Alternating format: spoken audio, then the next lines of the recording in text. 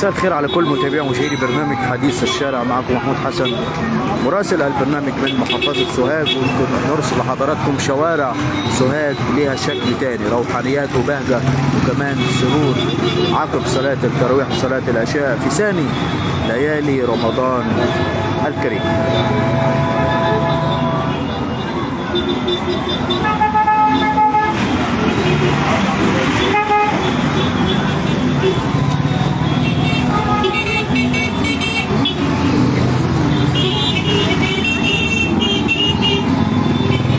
مستمرين معكم متابعينا الكرام، متابعي برنامج حديث الشارع من محافظة سوهاج، وبنرصد لحضراتكم زحمة وهيصة وفرحة وابتسامة وبهجة على وشوش الناس هنا في محافظة سوهاج في ثاني ليالي شهر رمضان الكريم. يمكن الناس بتستعد دائما لشراء الخضار والفاكهة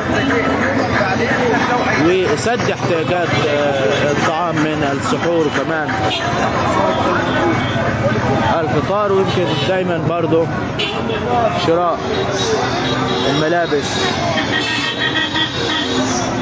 الجاهزة. يمكن دايما الخضار والفاكهة هم دايما الأكثر تداول بين الناس هنا في محافظة سوهاج،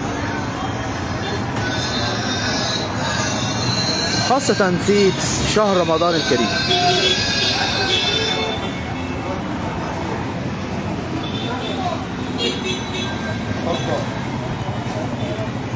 متابعينا الكرام، مستمرين مع حضراتكم في هذا البث المباشر والبث الحي عبر برنامج حديث الشارع من محافظة سوهاج، وبنرصد لحضراتكم زحمة وكمان في شوارع محافظة سوهاج ابتهاجا وسرور وسد الاحتياجات خلال فترات الليل وفي الساعات الأولى من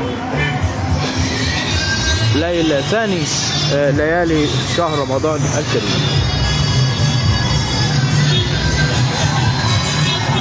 زي ما شايفين حضراتكم، يمكن زحمة ولكن زحمة بفرح، زحمة ببهجة نرصدها حضراتكم الساعات الأولى من ليالي شهر رمضان الكريم.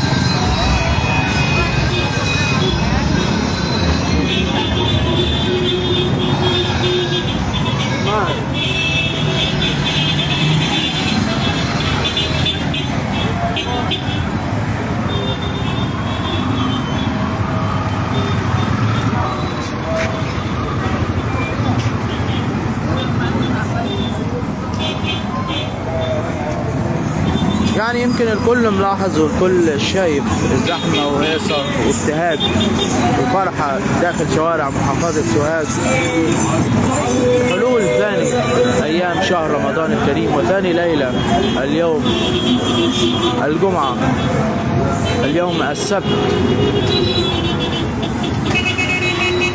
1/4/2025.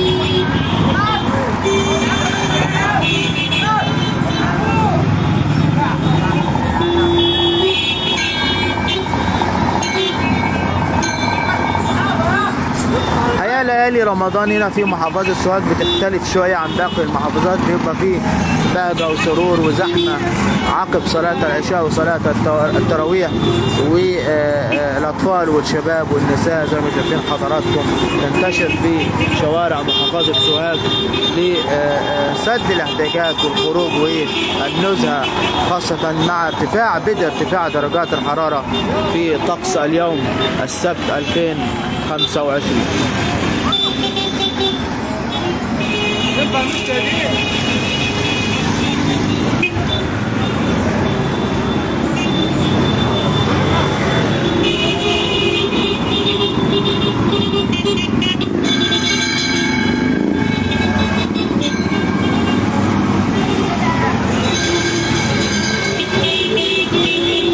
متابعينا الكرام، شكرا لكم لمتابعتكم. كنت معكم من هنا محافظ سوهاج محمود حسن، الى اللقاء.